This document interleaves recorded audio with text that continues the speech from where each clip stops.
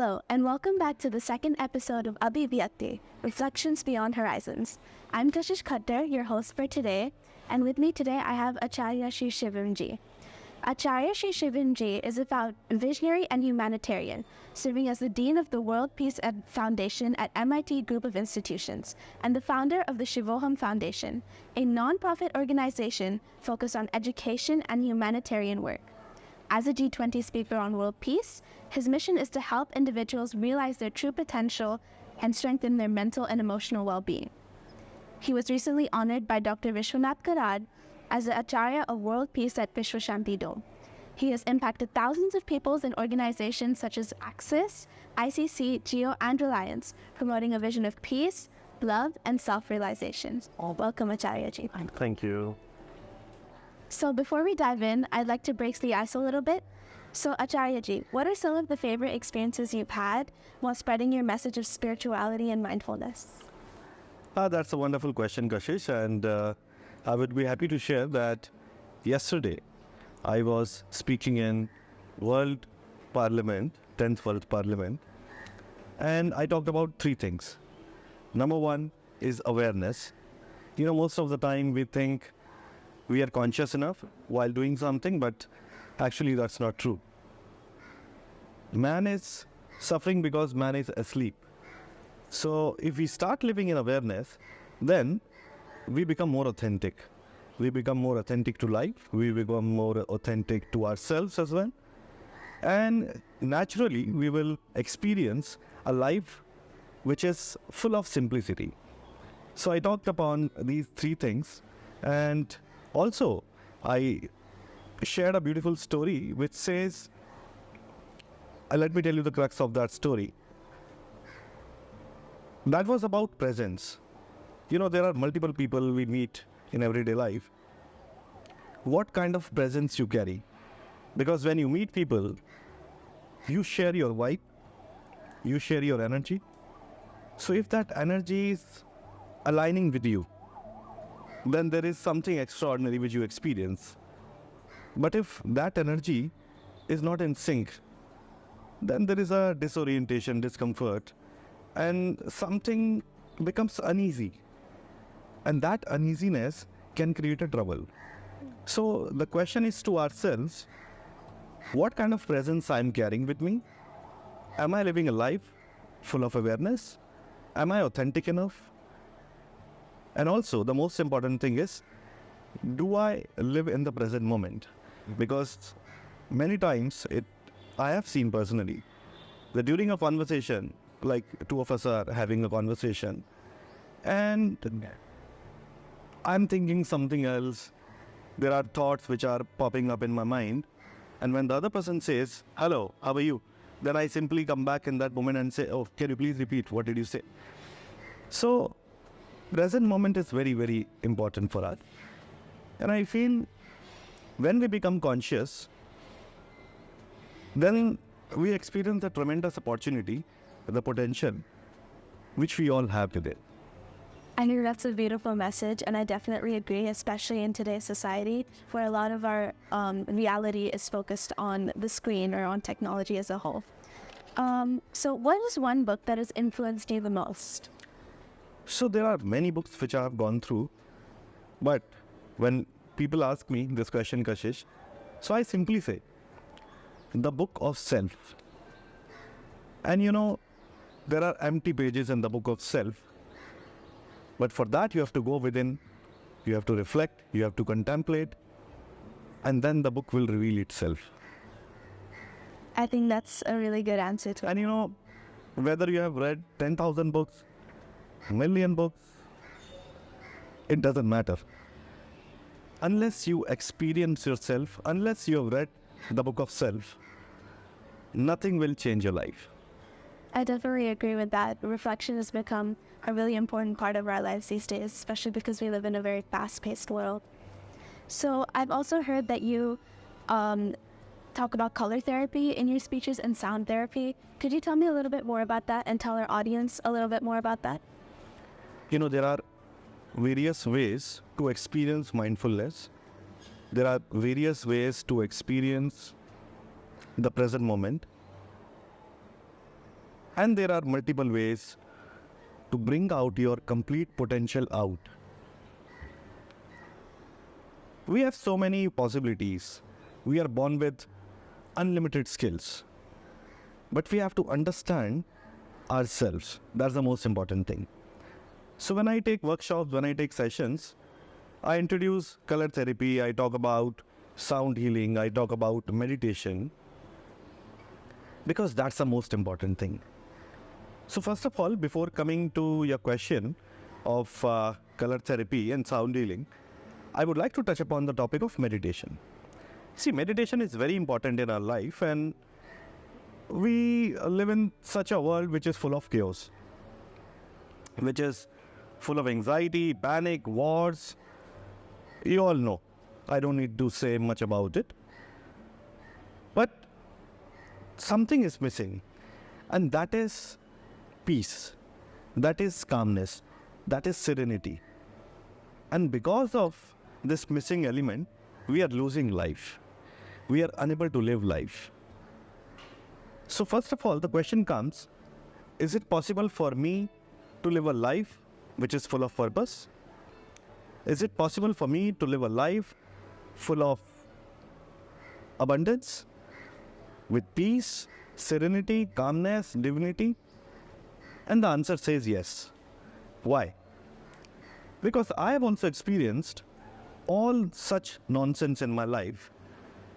I have also gone through all these turmoils, chaos, and we all have seen this unprecedented time of COVID. So I've experienced everything. And because I've experienced all this chaotic lifestyle in this life, it made me reflect. It made me reflect, it made me contemplate that what am I doing, who am I, what is the purpose of my existence? And these self-inquiry questions, I believe, is very, very important for every individual. In fact, you can also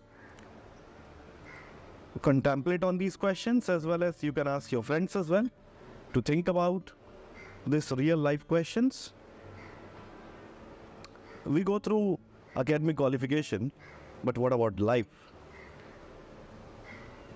Do we really missing life in search of getting better positions, better jobs, good lifestyle, luxuries? See, all these things are very important. I don't neglect it because I believe in life. So how can I negate this luxury and this material world as well? Of course, I agree with this. But simultaneously, there is a world which is very extraordinary, which is life. Watching a bird, watching a tree, listening to the sound of the existence, listening to the sound of river, flowing water. And nature is so creative, nature is so beautiful. In fact, nature is living God. If you see a beautiful green tree which is in front of me, don't you see the life, Kashish? I do, yeah. Don't you see such beauty which is around us? But are we conscious enough to watch it? Absolutely. The more we become conscious, the more we are available to life, the more we are able to see the world around us. And there is a sound of leaves, there is a sound of bird. I call this sound therapy. There are millions of colors in this existence. I call this color therapy. But those who are sitting in their offices, those who are sitting on big chairs, big positions, I do conduct sessions for them and I teach them color therapy. So I ask them to meditate,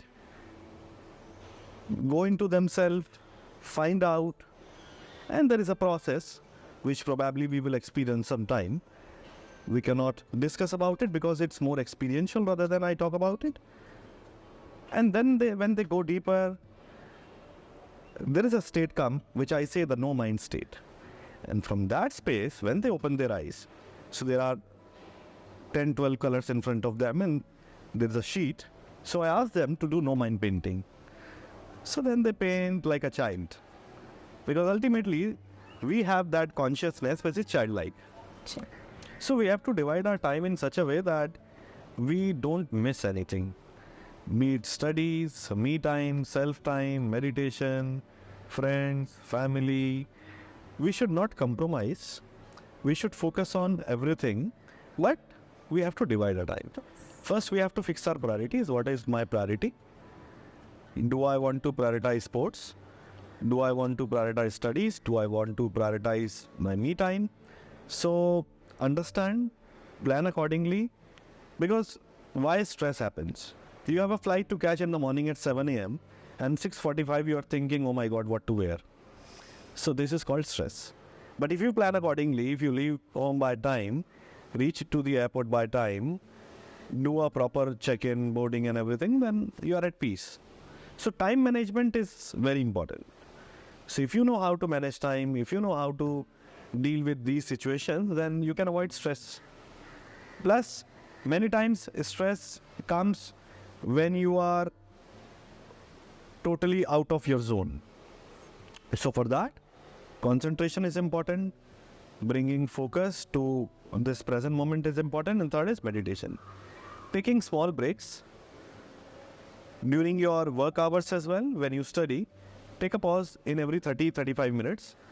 Take a pause for 5 minutes. Have water, go around, look to the sky, talk to a friend.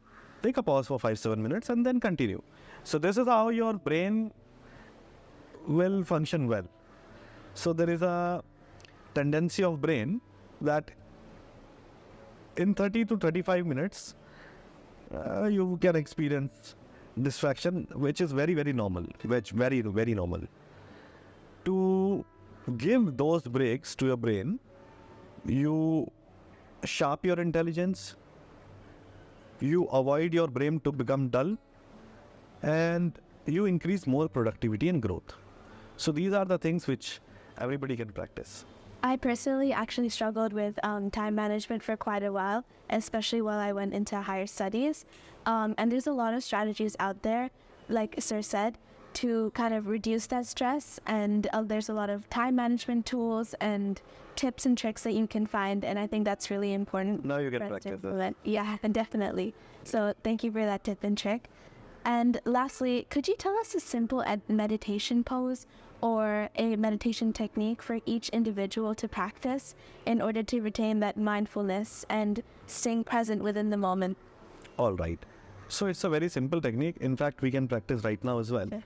So first of all, just sit in a very relaxing position in whichever way you feel comfortable. Many people sit cross-legged, many people sit on the chair, many people sit in Padmasana, whatever you call it. It doesn't matter in whichever position you sit. You simply sit, close your eyes. Let's do it so that our audience can also practice it. So sit in a comfortable position, close your eyes, and just simply allow your mind to relax. Be aware of the sounds in your surroundings. Become aware of the sounds. Sounds of the birds, trees, dancing leaves, air.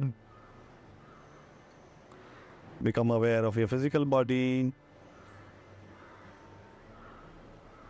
In the space in which you are sitting, bring your attention to your breath. And bring your complete attention in this moment. Now inhale and exhale very gently and deeply. In this moment, you are totally with yourself. With no thoughts, with no stress, with no anxiety. Totally calm. In the present moment, very much available for yourself.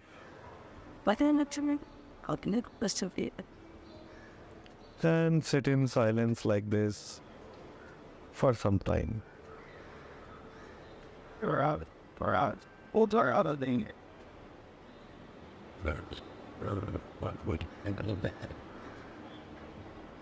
And gently you can open your eyes with a smile. Thank you for that. I hope that helped the audience. So how was your experience, Kashyap? It was really good. I felt very grounded, very whole as a person, very in the moment. So thank you for that. So every morning you can practice this, as well as at the time when you sleep, you just practice it. Do this for 21 days, see the result, and also simultaneously start journaling it. Every day, just start writing a journal. How's your experiences, how you're feeling, how's your day, so that you can take a note from day 1 to day 21. What are the shifts you have experienced? And if you feel that it's really helping you, then who's stopping you to continue? I think that was a really good practice, especially for our audience. If you're doing that alongside with us, that's great. Or if you want to practice this by yourselves at home, I also think that's a wonderful practice for you to do, as Acharya Ji said. So thank you so much, sir, for your delightful insights today. And thank you for your time. Thank you to our audience for listening. And stay tuned, stay curious for the next episode of 𝗖𝗛𝗢𝗡𝗡𝗘𝗟, Reflections Beyond Horizons. Thank you. Namaste. Thank you.